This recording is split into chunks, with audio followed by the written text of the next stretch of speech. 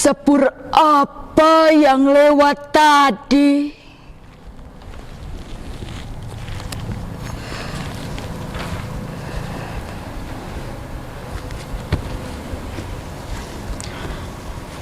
Kalau ada sepur yang lewat, semua menjadi lebih sepi.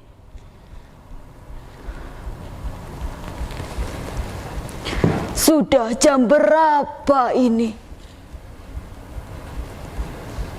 Sepi sekali.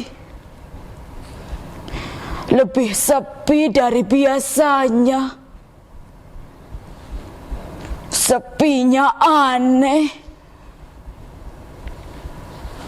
Biasanya masih kedengeran suara radio, orang dengarkan dangdut di seberang rel. Suara penjaga stasiun.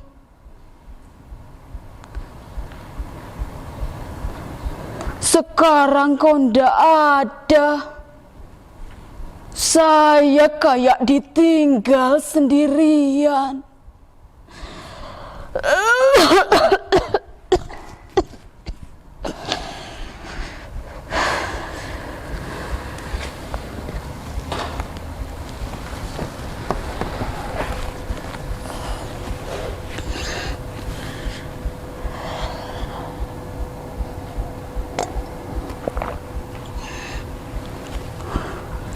Obat yang ini tadi wis diminum belum ya? Sudah rasanya. Kenapa masih di sini? Seharusnya obat yang sudah diminum disimpan di dalam laci. Mungkin aku lupa memasukkannya.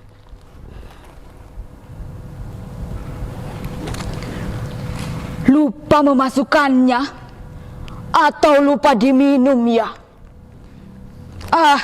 Piye toh aku ini? Nanya sendiri, bingung sendiri. Gusti Allah, kenapa bisa jatuh? Pasti sepur tadi. Sepur apa itu?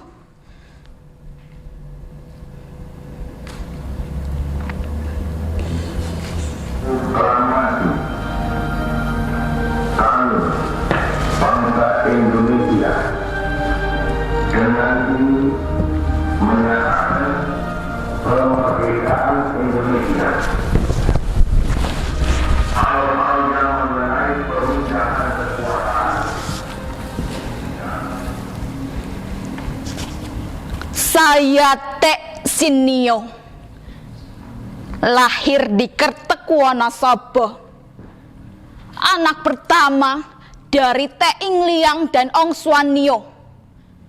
Keluarga Tionghoa pembuat kue mangkok di Gudang Malang, Wonosobo.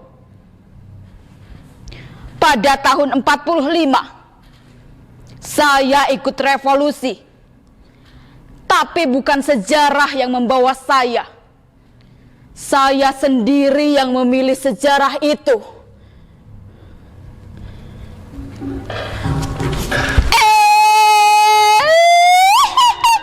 Perang dan revolusi itu milik para lelaki.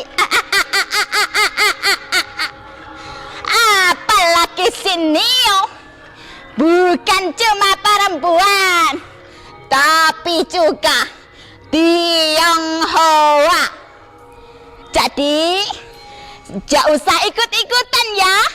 Mending diam saja di rumah. Atau main-main sana ke Citayam Fashion Week.